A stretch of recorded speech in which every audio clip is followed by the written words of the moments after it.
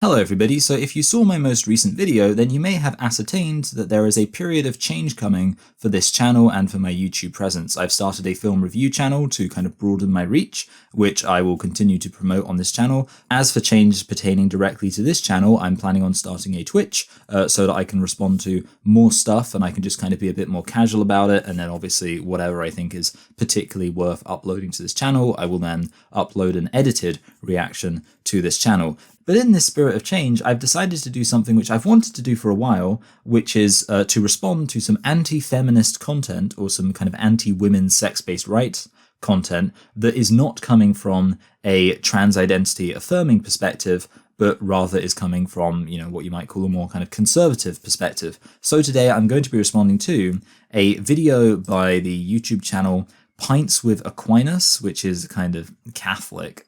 If fans know what I think of Catholicism. But yeah, a Catholic channel, which is, the video is answering the best pro-choice argument. That's what it's called. Now, the specific argument they're responding to is the violinist argument, and if you don't know what that is, then it will become clear in a minute. But I actually, on my second channel, presented that argument as far as I was concerned, entirely unassailable.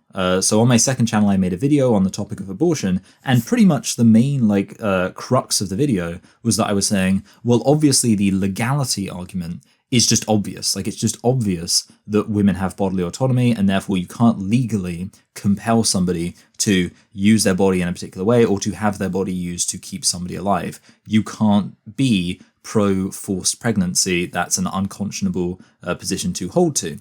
And therefore, the rest of the video was talking about, well, the legality is unambiguous, so now the only question is the morality, and that was basically the focus of the video, and if you're interested in that, I'll leave a link below. I also spoke about this topic with a friend of mine, and I'll leave a link to that video down below as well, because yeah, both those things might be of interest to you. Anyway, so I was pretty interested to see what responses could be given to what I think is a pretty unassailable argument, and because this is kind of new territory for me, I actually decided to watch the video in advance, so you're probably going to notice me being able to correctly anticipate what responses are coming and what arguments are coming, and that's because I already know. Usually I like to go into responses blind because I think, it can kind of be funny when you go into a response blind and, things catch you off guard and you get to see kind of my authentic reaction. But in this case, I was like, no, I want to give the best argument I can, and that will be helped by knowing what's coming in advance. So anyway, either way, I'm still going to kind of shoot this as though it's just a reaction video. But yeah, I already know what's happening. So let's jump in.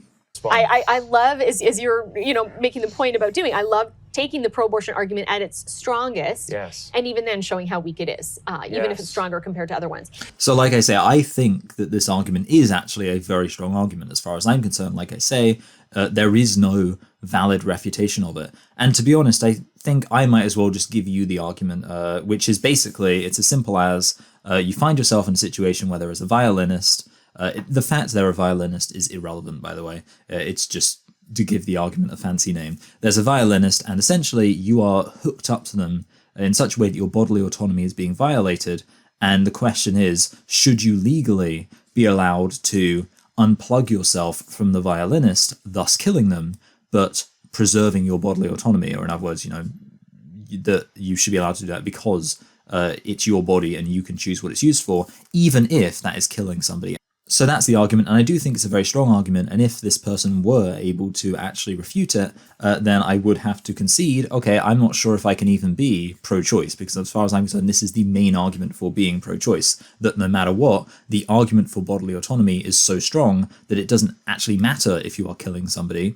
You should, if your bodily autonomy is being sacrificed to keep somebody alive, you have a right to actually take control and say, no, this is my body, and even if somebody dies, it's still my body that I can do with, whatever I want with. What is happening is some abortion supporters are saying, yeah, the embryo is a person. The embryo is equal to you or me. The embryo has the same right to life that you or I have.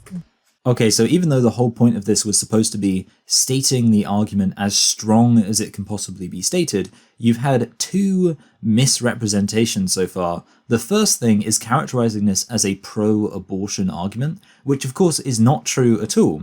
The entire point of this argument is that you can actually believe that abortion is a horrible, wicked, evil, immoral decision, but that people should still have a right to do it. For example, and the analogy I always think is really good for this is giving blood.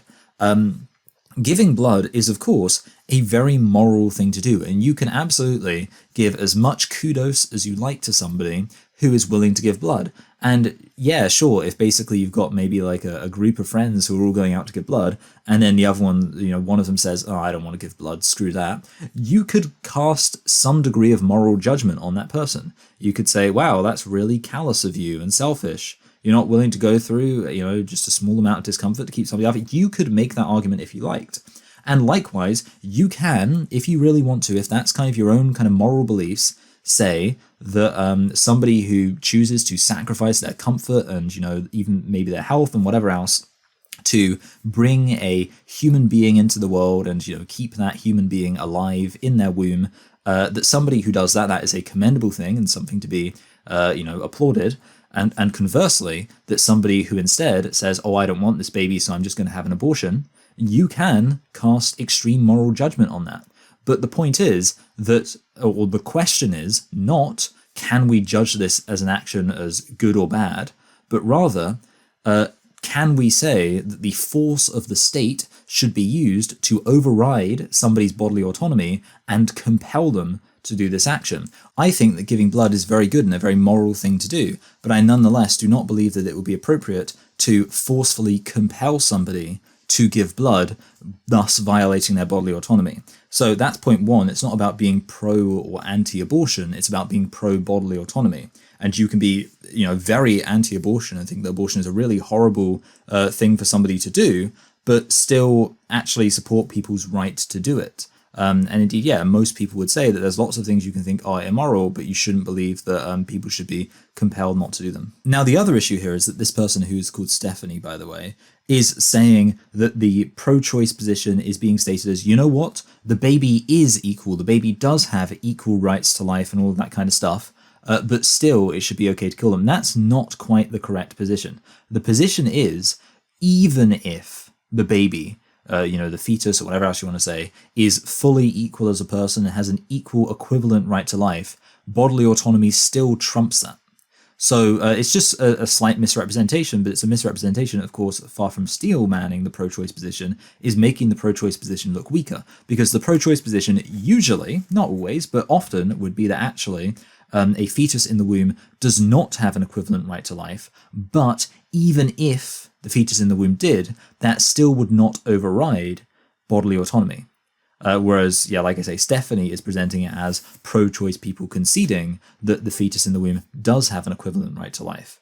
And then saying, but either way, which is, like I say, just not quite an accurate representation. And like I say, certainly not a steel man representation.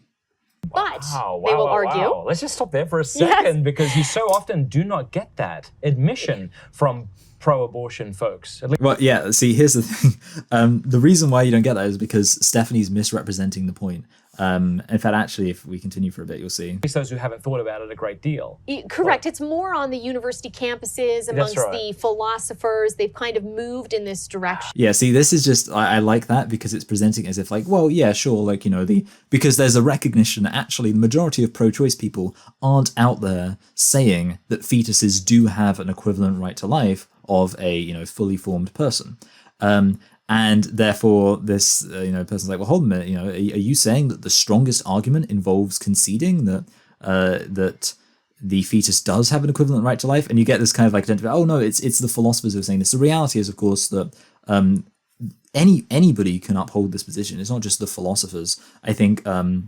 While, of course, it's a kind of philosophical thought experiment, and therefore maybe most people aren't aware of it, I think this is basically at its core the main primary pro-choice argument, that you have bodily autonomy, and therefore no matter what, you can't violate that bodily autonomy, or somebody else can't forcefully violate that bodily autonomy.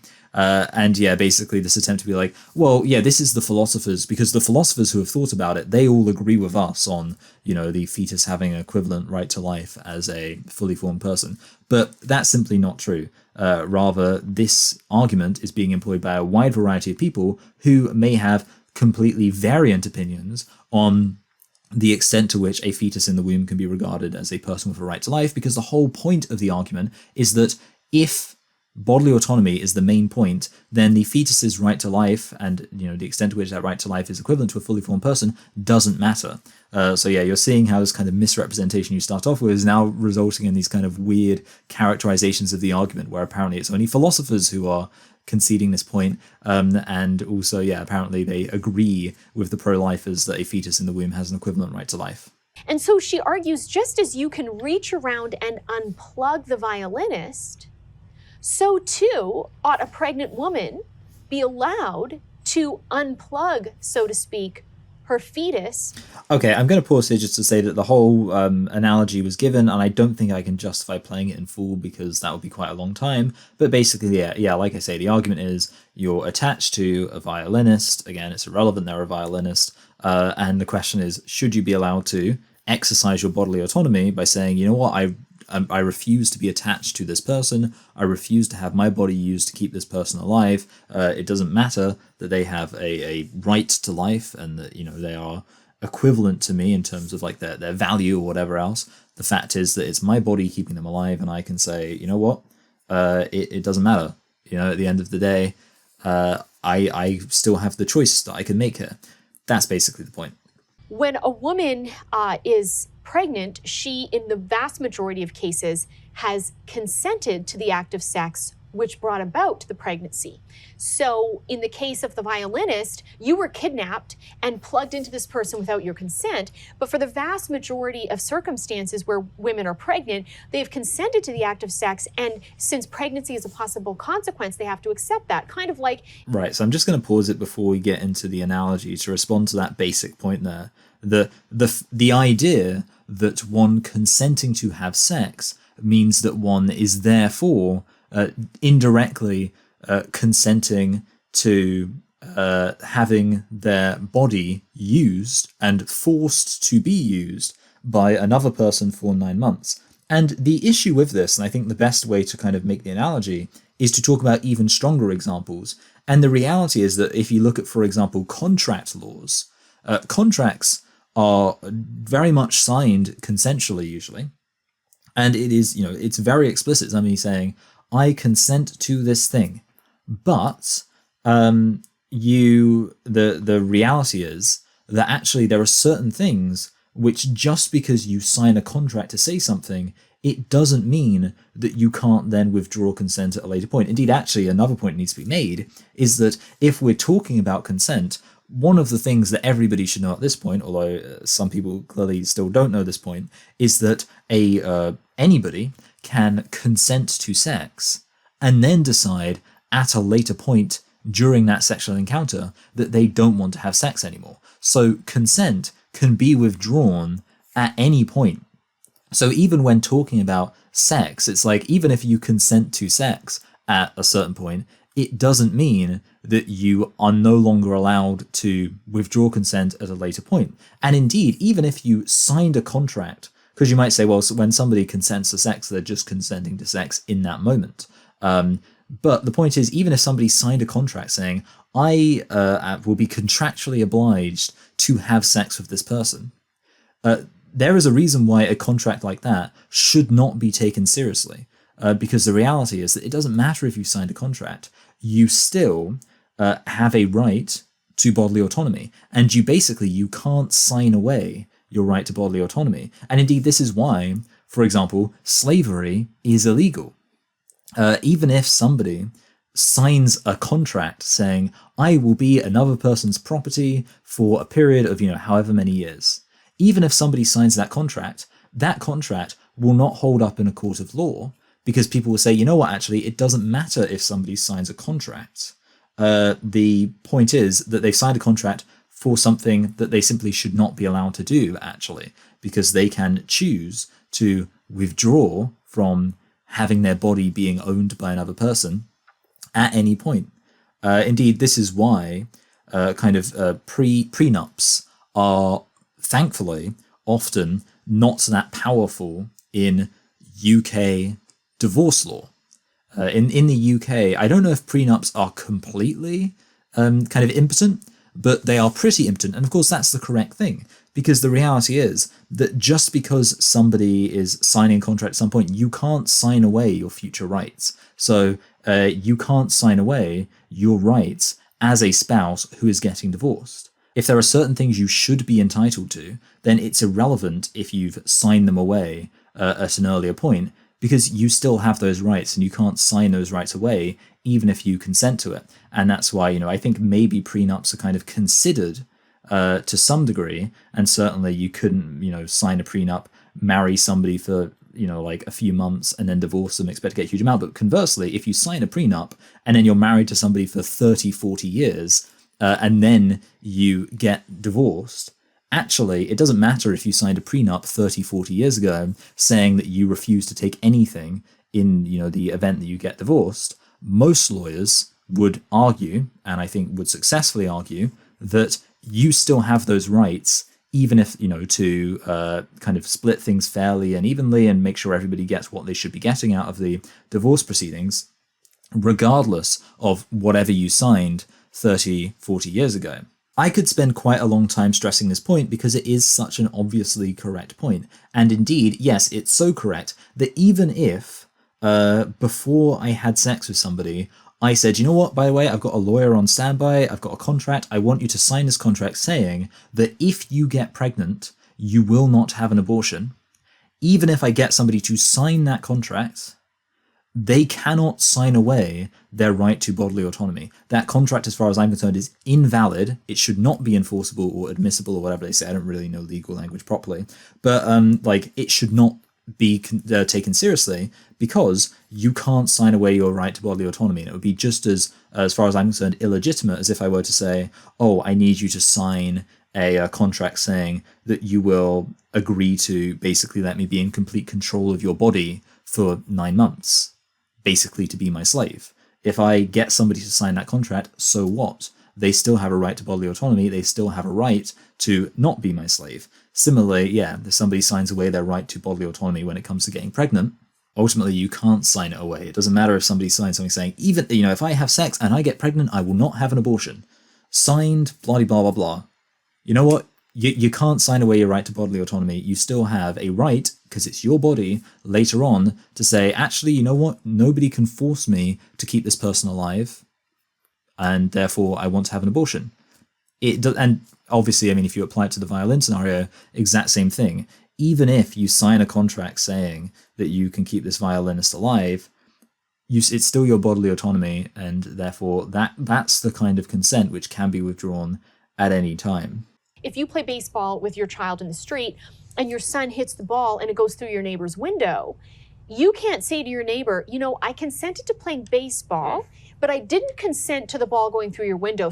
Right, so I want to respond to this point quickly, although I don't think it matters too much because I've already responded to the main point regarding consent.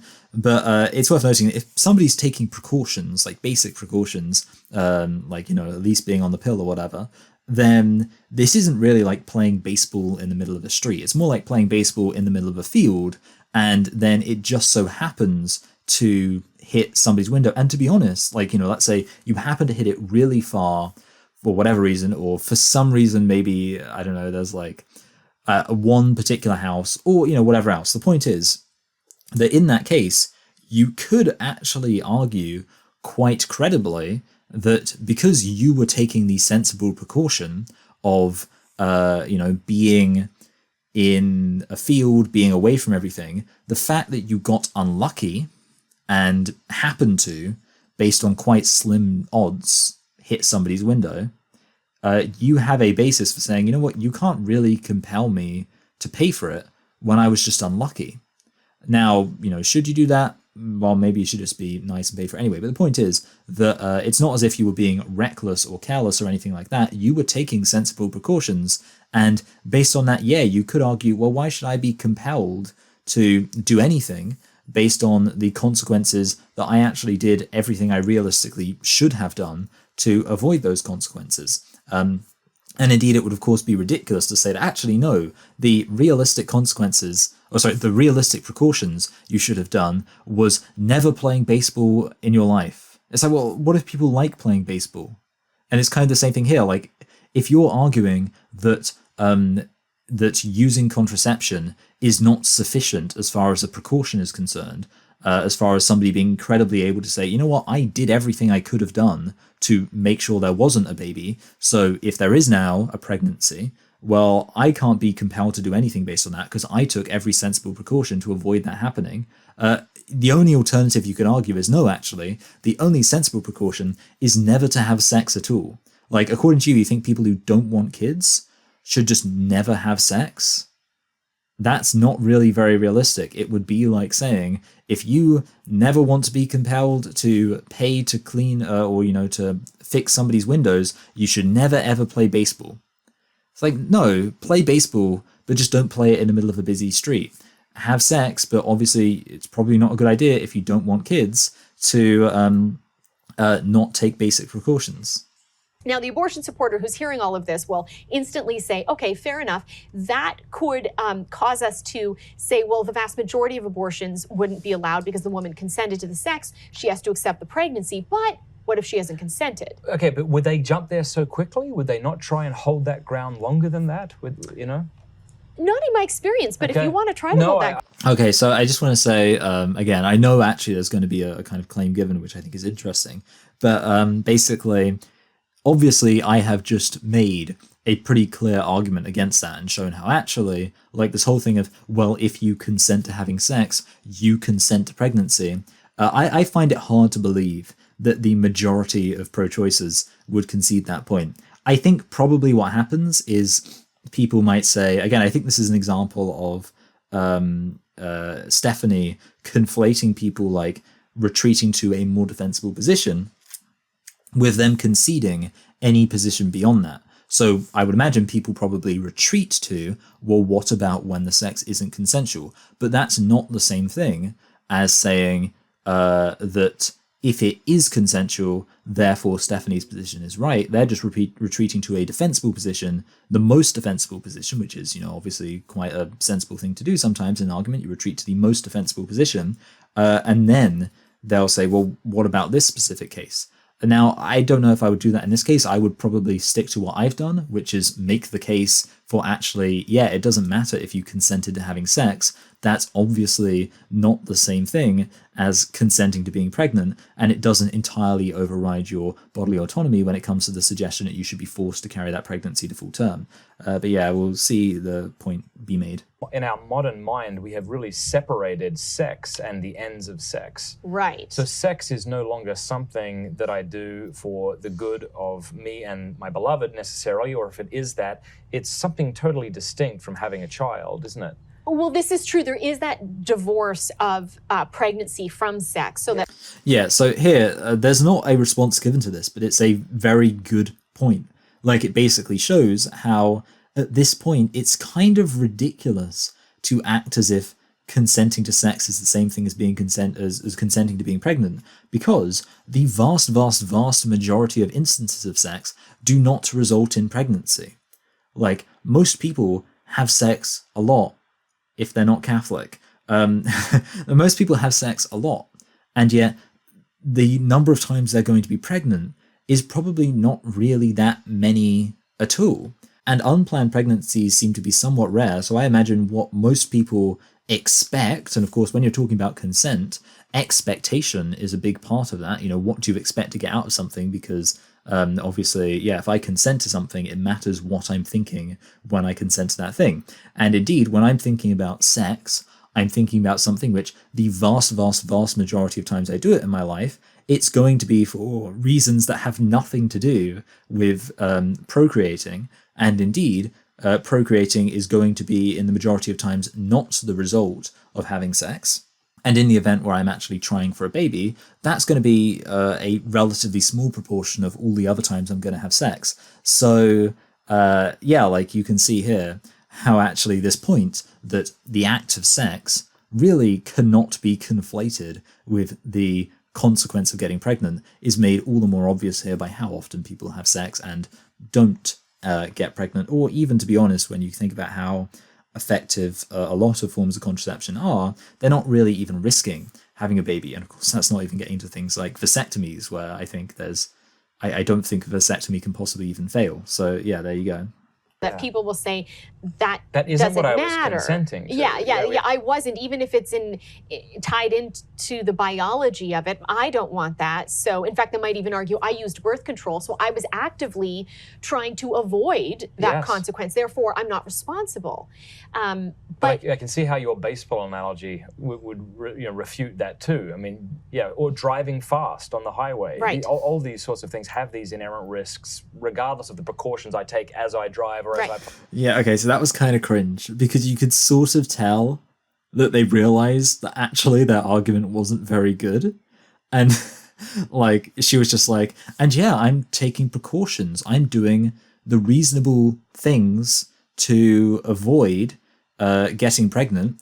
And then she kind of like stares off, realizing that actually, yeah, at that point, somebody's not really consenting to getting pregnant. And then this guy kind of jumps in like, hey, I can see how your baseball analogy would refute that too. But as I already pointed out in the baseball analogy, if you were taking precautions, that would be going and playing in a field. And yeah, if you're playing in a field and then you just so happen to hit somebody, let's say you hit somebody in the head when you're playing baseball, and they just happen, like, think about it, you hit the ball quite far away, there's all sorts of places it can land, and it just so happens to land on somebody's head and maybe seriously injure them. Should you be held, honestly, like, remotely culpable for that? I don't think you would even get a manslaughter charge for that, because the reality is that you're taking every single precaution you should be taking in that situation to, you're playing, say, in a designated area, you're doing everything you should be doing. It's not manslaughter if by purely bad luck somebody happens to get hit by the baseball. So it shows how taking precautions means that you actually can't say that somebody is then consenting to whatever the consequences are of any possible eventuality that could emerge from them playing baseball. So yeah, kind of refuting their own point here. And I think they've sort of realized they're refuting their own point. And then he says, like, it's like driving fast on the freeway. Well, again, no, it's a bit like, yes, if you speed, then actually you are, therefore liable to any accident you cause as a result of speeding. But if instead you're driving incredibly safely, incredibly cautiously, and then purely as a result of bad luck, when you're taking every precaution you could reasonably be taking to make sure your driving does not endanger anybody, in that situation, you shouldn't really be held culpable for anything that happens if it's just like you're doing everything you should be doing, but bad luck means a certain unforeseen consequence happens. So again, it's not like speeding. Speeding, that would be like having sex with loads of people all over the place without ever using any form of contraception at all. But she decides that she wants to carry through with the pregnancy. When the baby's born, she realizes, hey, I need some financial help. Yeah. So she goes, they do a paternity test, he finds out he is indeed the biological father, and she says, you owe me child support. Now imagine if he came back and said, hey, I consented to the sex, but I sure didn't consent to this pregnancy. I'm not paying for child support. Right, so the main issue with this is that, it's worth noting, for example, the man in this situation could feel hard done by and unlucky. Of course he could. Like, he could be like, hey, I didn't want to have a baby. I didn't want to get somebody pregnant. This sucks. And that's true. But what the man can't do, and this is the key point, what the man can't do is say, and therefore I should be allowed to cut off support for this baby because giving support violates my bodily autonomy. The key point here is that bodily autonomy and its violation is a very direct thing. So I don't think you can indirectly violate somebody's bodily autonomy. So this is a pretty simple point. Forcing somebody to have their body used in a particular way or use their body in a particular way is morally unconscionable. It's just not okay. But taxing somebody, that's fine. It's just not anything like as much of a violation. And that's why, any sense a man might have of being violated when he's forced to pay child support simply does not trump the right of a living, breathing child to receive the kind of the best quality of life, or not necessarily the best, but a reasonable quality of life, and of course the quality of life that would be facilitated by having both their parents offering them some kind of financial support in some way. So yeah, it's simply not equivalent. that he has to accept the consequences, which is the existence of a human being who's vulnerable and needy and requires financial provision, and therefore he has a duty to pay child support. So if we expect that of the men, shouldn't we expect that of the women? I want to say I absolutely 100% agree with that. Yes, if a man is the one taking custody, if a man is the one taking care of children, and the women are financially well off and able to provide child support, they should also be obligated to pay child support. I would like to say I 100% agree with Stephanie here. You know, if I got somebody pregnant and they were, for some reason, you know, not inclined to take custody, and I actually felt that I wanted to take custody, I was like, I want to take custody of the kids. And they were fine with that, and that's how it ended up working out. Then, just because I'm the one taking full custody of the kids does not mean that a woman, the woman in this situation, the mother in this situation, should be able to completely flout her responsibilities. Is that the term? I don't know. Her responsibility of actually taking care of the kids financially. So she should be obligated to pay child support. And I personally believe that the obligations around child support should be completely gender equal. So basically, it shouldn't matter whether it's the mother or father. Rather, what should matter is you look at the particular financial situations of the individuals, who's taking on most of the responsibility in certain places. You look at that kind of stuff and you come up with a number, and you come up with a number that one person should be paying to the other, that actually has no regard to whether we're talking about a man or woman. So I would 100% agree with Stephanie that yes, a woman should incur the exact same financial obligation if she is in the same situation as a man.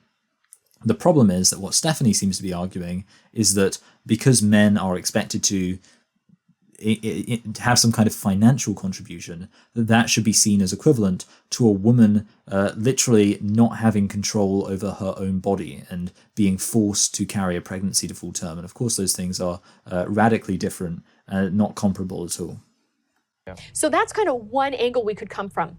Another angle that we could come from is to say parents have a responsibility to their offspring that we don't have to strangers. So the nature of me in bed, for example, with a violinist is I don't know this person. And so it's nice of me to use my body to help them. You could choose to do that. Correct. That might be a nice thing, but you're not obligated. Correct. There's no obligation. There's no moral duty to do that. Okay, so immediately I'm just going to point out the obvious issue here, which is that nobody is saying that there isn't a moral obligation here. The key point is that actually you could very easily argue that there is a moral obligation and a moral duty, but that we can't enforce that moral obligation in opposition to or in violation of somebody's bodily autonomy.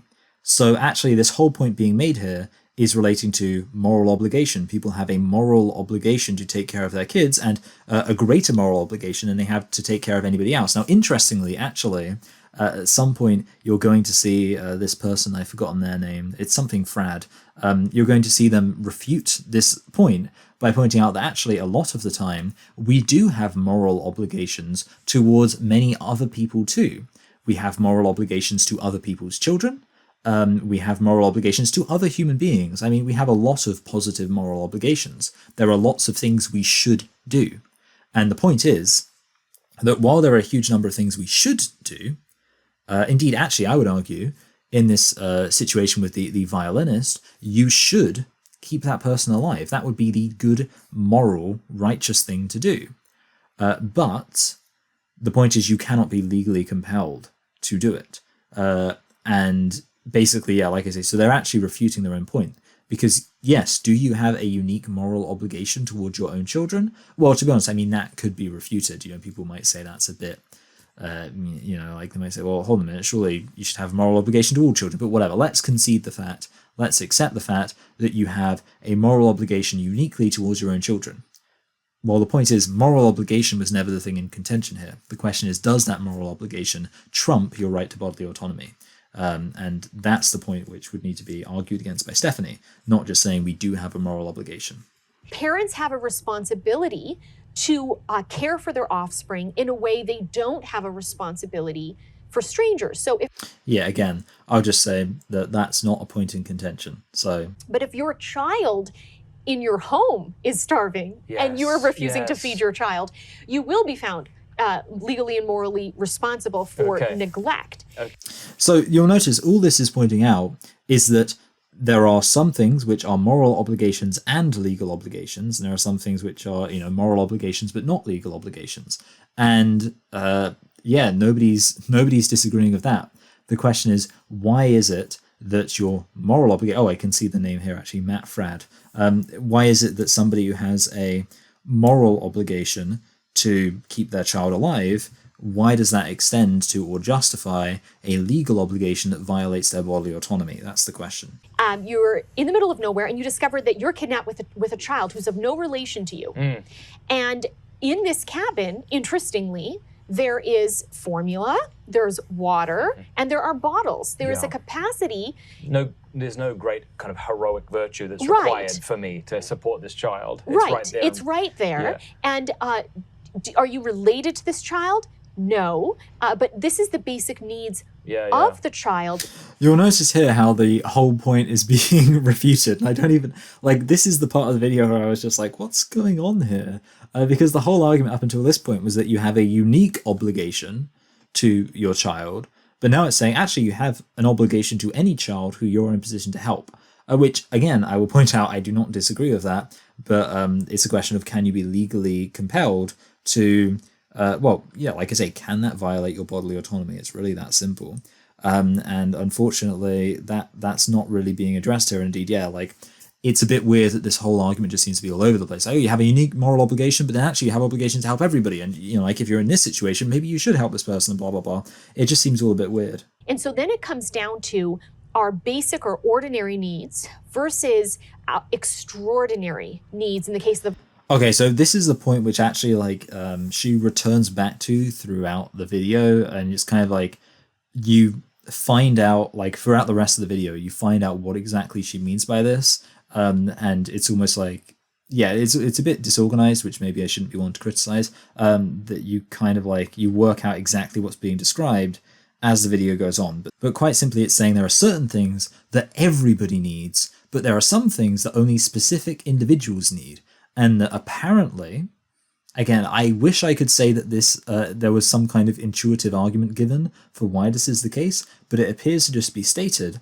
Apparently, the fact that everybody needs to survive, if you like, being in the womb, means that you have a greater moral obligation, which apparently then extends to a legal obligation, to not abort a fetus in the womb. Whereas conversely, not everybody, indeed in reality, not anybody, because it's a hypothetical, has found themselves in the situation that the violinist analogy is describing. And therefore, the response would be, well, if it's a ordinary need, then of course you have to meet that ordinary need. But an extraordinary need, you don't need to meet that at all. Which to me, I'll be honest, I don't see any reason why that should make sense or be morally intuitive to anybody. I don't see why it's more justified to violate somebody's bodily autonomy if it's something everybody needs. And I was going to make the point that this would almost seem to imply that you have a moral obligation to provide food to somebody because everybody needs food, but you don't have a moral obligation to provide insulin to a diabetic because not everybody needs insulin, not everybody is diabetic, and therefore it's an extraordinary need. That would seem to be, cohere with what she's saying. And I was going to make that as a point to show how actually I don't really see, surely whether it's an ordinary need or an extraordinary need, I don't see why that affects somebody's moral or legal obligation to provide for that need. But then I did remember that this is a woman in America who is probably of a conservative leaning and therefore presumably doesn't even believe in universal healthcare. So maybe if I were to make this argument, she would be like, yeah, you don't have a moral obligation to provide diabetics with insulin. If they can't afford it, they should die. So yeah, I'm not sure. Maybe this particular woman would not consider that. to be as much of an embarrassing thing to concede. But I would say personally that if you're making some kind of moral argument that you shouldn't have any particular obligation to provide diabetics with insulin because it's an extraordinary need rather than an ordinary need, that actually you should be rather embarrassed about having to concede that, and you should perhaps recognize that as an issue with the kind of moral framework that you're presenting. I once debated a philosophy professor where I found myself temporarily stumped, where he brought up the violinist argument, but he put a variation. I like the way that Matt Frad was just like, as if he was like shocked at this fact that she found herself stumped, even though I'm pretty sure in this video at several points we've seen her manage to temporarily stump herself by just saying like the wrong things and like saying things that contradict previously made points. But okay, whatever, we'll see the point. But then he said, should the law force a parent to give their kidney to their child? Great question. Yeah, and he said no. And even from a Catholic perspective, we know when it comes to organ donation that there... Yeah, okay, so basically this is just this person, Stephanie, setting up the scene for how she was stumped by this question. So eventually I think she, kind of has a little bit of a story, and then we'll get to see her response. Why a parent should not be legally obligated to give one, but actually should be legally obligated to give the other. And so I said, the kidney exists in my body, for my body. I said, the uterus is very different. Well, praise Jesus. Yeah. I said, the uterus exists in my body every single month, getting ready. Okay, I'll pause it there. You can see the point being made. Basically, that some part of your body has a particular function, but essentially when you actually break down what the claim being made is, it's basically just saying that if some part of your body has a particular function, then it's okay to violate your bodily autonomy to force you to perform that function. So essentially, you could obviously see the point being made there, or my womb is doing all of this stuff, functioning in this way to facilitate having a baby, bringing a baby to full term. So of course, it makes sense that the state should be legally allowed, or I guess like allowed to legally compel me to bring a pregnancy to full term. But you'll notice how kind of ridiculous this is. I mean, you kind of have to like think, well, so my stomach is designed for digesting food, so can you force me to eat food I don't want to eat? My liver is designed to remove toxins from my body, so is it okay to force me to drink alcohol? And of course, I mean, if you want to make a very direct comparison, you could say, well, there's two things. I mean, I was going to say this from the male perspective, but of course from the woman's perspective, it's also relevant as well, which is that as a man, you could say that my sexual organs are being used, or rather serve the function of, well, as I say, organized around the function of facilitating the small gamete in sexual reproduction. So, does that mean that somebody can compel me to impregnate somebody? Could a woman in some way or other compel me forcefully to impregnate her and say, well, that's the function of your body, that's what that part of your body is there to do. It's really, if we're being honest, the primary purpose of that part of your body. So of course you should be compelled to do it.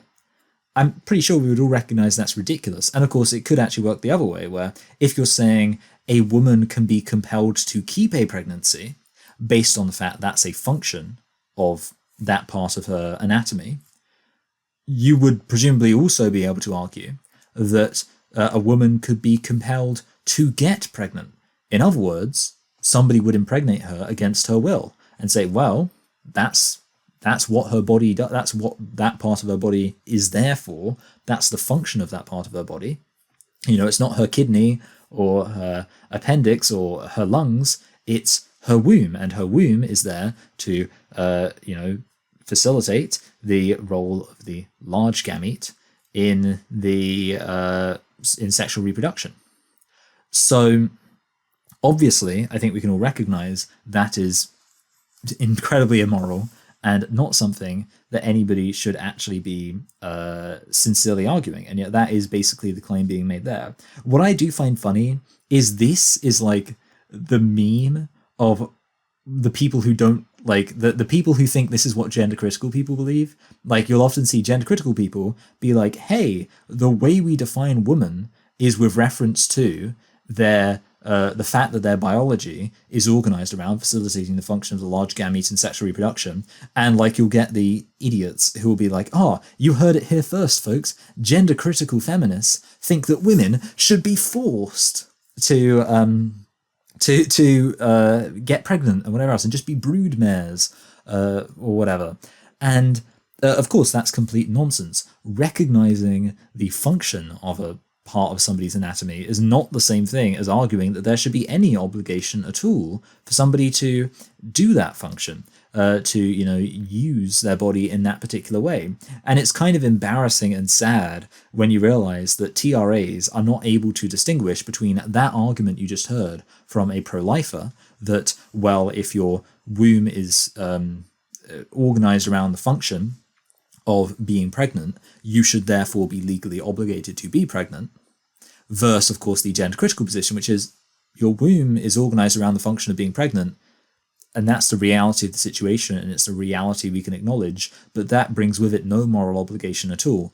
And I just do find it hilarious that that TRAs can't see the difference between these two positions, and like you'll present the gender critical position of just like, this is the reality of the situation and there is no moral obligation that comes with that or anything like that. And then you'll have somebody else being like, literally saying just there, well, you should be legally compelled to be pregnant. You should be forced into pregnancy, or at least forced to maintain your pregnancy because of the function of your womb. And a TRA will look at these two positions and be like, I can't tell the difference. They're the same. And it's like, oh my goodness, pretty embarrassing. The uterus is unique from all the other body parts in that it exists more for my offspring than for me, and they can therefore claim a right to that in a way the preborn or born couldn't claim a right to. I get your kidney, I get this, I get that. Yeah, the logic there just doesn't hold up at all. Like, because of its function, therefore somebody can claim a right to it. Like, that's the thing. Like, there's like, you got the again, like say Matt Fradd being like, wow, but it's like, actually when you look at it, you're like, well, why? Like, I don't think anybody who isn't automatically kind of, I guess, kind of predisposed to accept this argument would respond to that with anything other than, why? Why does that mean that you're uniquely, why are you obligated to remain pregnant simply because pregnancy is something that your womb is able to do? I don't see how anyone could respond to that of anything other than just why. So the good news is it was reported back to me. The professor told his class a couple days later that he was up all night trying to think of a response. I know, praise Jesus. Beautiful. Okay, just for the record, I said that I watched this already, like in anticipation. I watched the whole thing all the way through, about like an hour and a half ago. Like, I watched it all the way through just to be like, okay, this is said and this is said and this is said. I didn't watch it several nights ago just to make sure I could be, think for a while before coming to the, an answer which admittedly took me a very long while of why. Why does the fact that your womb, serves the function of, keeping a baby alive or whatever, why does that obligate you to use it that way? That didn't take me too long to come up with. And I just think it's not as good of an argument. I mean, I suppose if I was like trying to come up with a really fantastic, like positive case against it, I might have to think about it for a while. But on the surface, I'm not troubled by it because it's not a very good case in and of itself. So it's almost like you don't really need to refute it. You can just be like, well, why does that lead to the conclusion you think it leads to? Which doesn't really need too much of an in-depth kind of analysis to make that point. And even once someone said to me, it's nice of me to donate my blood, but I have no legal duty to donate my blood. Right. That's true, but my blood's in my body for my body. The uterus is in my body for my offspring's body. It's just so ridiculous because it's like the reason why, like it's so obvious, the reason why it would be morally unconscionable to drag somebody kicking and screaming to force a needle into their arm to extract blood from them as they are incredibly uncomfortable and distressed and clearly do not want this thing to be happening to them. Spoiler alert, the reason that's a morally evil thing to do is not because that blood's for them. It's because it's their blood. And therefore, look, it doesn't matter if a woman's womb is for her or for her potential children, it's still her womb.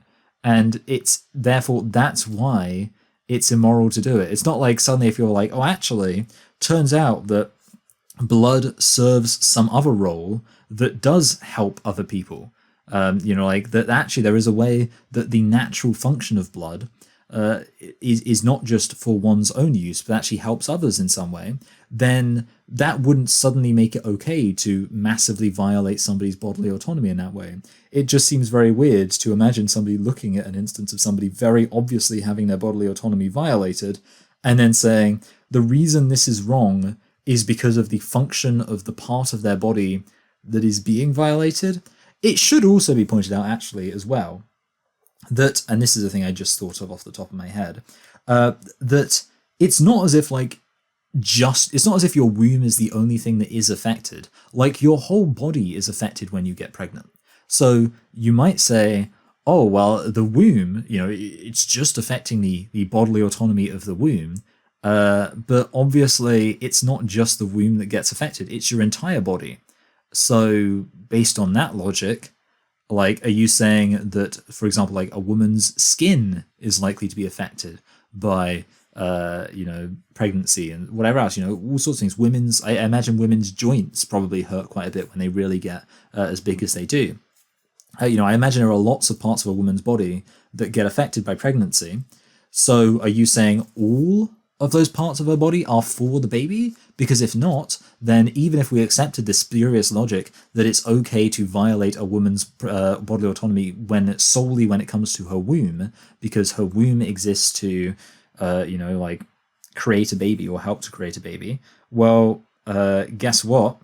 There are other parts of a woman's body as well which are going to be affected, and those don't have, they have functions that have nothing to do with the baby. So yeah, that's just, and that's kind of what I was thinking, because it's like, you can say, oh, well, when it comes to giving blood, your blood doesn't have function, but it's like, well, it's not just your blood that gets affected. It's not as if your blood's the only part of your body that is affected when you give blood. Your skin is pretty obviously affected because that's the part of your body the needle has to get through. It's just very obviously wrong. Versus the child in the cabin, that's feeding a child who's not related to you is ordinary care. Yeah. And then the added element is, if you're the parent, even more. So here's a twist on. So it needs to be pointed out just very obviously that feeding a child in a cabin is not a violation of your bodily autonomy. It doesn't violate your bodily autonomy to give a child food. Just a very obvious point, because it's surprising when you consider the fact that the central point of the violinist argument is bodily autonomy, and yet the term bodily autonomy, has it been mentioned at all in this entire video I've been responding to? I don't think so. There isn't a duty for you to give one of your kidneys to Liam, one of your, Liam or Avila or whoever, because you might have to be factoring in other things. You might have to be factoring in that if you give one of your kidneys up, will that put your health in jeopardy? Okay, so you might notice that at this point, it just further solidifies the kind of validity of the pro-choice position, and also actually right there you're presenting when I made my video for my second channel where I basically said, is there a positive moral argument for the idea that abortion can be a good thing sometimes? Because of course, if people are going to be choosing to have abortions, we need to ask the question, is that the right choice to be making? And one of the points I made, one of the points I really made, is that you have a limited number of resources. So there might be many instances where you choose to have an abortion because you are considering actually the fact that you could have be in a better situation to raise children better at a later point. There are many instances where actually you could be, in considering other factors, on the whole, be working to a more moral goal, and actually a goal that would be better for your children if you chose to have an abortion. Because, yeah, like I say, it could be that if you have an abortion at a time where it's going to be, or rather, if you have a pregnancy and a child at a time where it's really going to take its toll on you, then actually the long-term effects of that mean that you'll be better off having an abortion, being able to still continue to dedicate as much time to the children you already have, or maybe even build yourself up to be able to take care of children better in the future. So actually, it was an argument I didn't think I would need to make in this video. But here you can see that actually, yeah, an argument's being given for why, yeah, maybe sometimes having an abortion might be the right decision. Just like you could consider other factors and say, actually, is me giving a organ, is me donating an organ the most moral action? What if it in some way means that I'm less capable to behave morally in the future in some way? Less capable to actually do the right action going forward because of the implications for my health. In the exact same way, you could argue the same question about carrying a pregnancy for full term.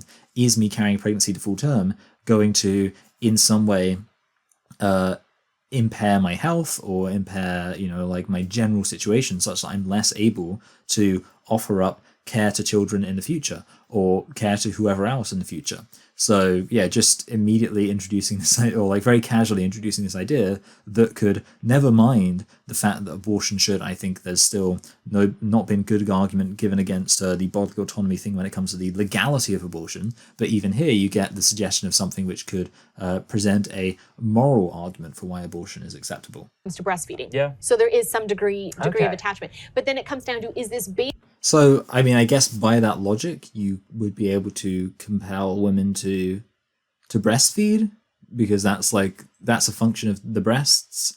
This whole argument of like I say, the natural function of particular things leads to some greater moral obligation, I think is very spurious. And certainly, as far as completely violating one's bodily autonomy, I don't see that at all. Okay, everybody, so that's the end of the video. I'm going to wrap up quickly because I've only got a few minutes before my camera needs me to start another recording. So I'll just say that if you found that video like I just said, I just think ultimately the argument, as far as I'm concerned, was totally not refuted at all. And indeed, there were many moments where it seemed like the opposite to refuting the argument was happening, which is not a good sign. I still think it's a very strong argument that ultimately bodily autonomy trumps basically everything. And yeah, even if a fetus does have an equivalent right to life, even if, and that's not me conceding that point, but even if that were true, that still doesn't mean that you can violate a woman's bodily autonomy to keep that baby alive in the womb. So yeah, as far as I'm concerned, that's obvious. But do let me know what you think in the comments below. Please do like, share, subscribe, comment, all of that stuff. If you want to check out other things I'm doing, that's awesome. And yeah, basically, I don't know if I said this yet, but with the Twitch thing, I'm recording some of these videos like this, basically so that I can be a bit ahead of schedule, and then I can start doing the Twitch stuff maybe this weekend, I'm not sure. And, it might be the weekend after next, perhaps. But the point is that way I can kind of do a smooth transition where I'll have a few of these videos that are pre-recorded, in the archives or whatever, or maybe not archives, in whatever, in hand, such that if I have some issues with Twitch and it's a bit difficult and whatever else, I can not have too much of an interruption to my production schedule. So yeah, that should be good. When I do go on Twitch, I will make sure to let all of you guys know so you can check out my first episode, which will be fun. Anyway, if you want to give on Patreon to support everything I'm doing, that's really appreciated. And yeah, of course, when I start on Twitch, I think people will be able to give money there too, but that's not now. But if you do want to give a lump sum of money, then I do have PayPal, which you can give money there, which is very much appreciated. Do I have anything else to say? I reckon not. I will say that I'm considering moving to kind of one of the free speech versions of Patreon. I'm a little bit cautious about that because I feel like some of these free speech sites have dodgy internet security, and it's almost like I seeing as I don't have any issues with Patreon right now, I'm kind of like, is it worth taking the risk of encouraging? I'm not sure. Like, I don't know. Maybe people can let me know what they think below, whether or not they've heard anything about these other sites being dodgy. But yeah, whatever. If you give on Patreon, that's really appreciated. And I'll just say thank you to my current patrons. In addition to the names scrolling past on your screen right now, I would like to give a special thanks to last month's patrons, one of whom does not want to be mentioned by name, but apart from that, Lemonade and Citrus. You're all very appreciated.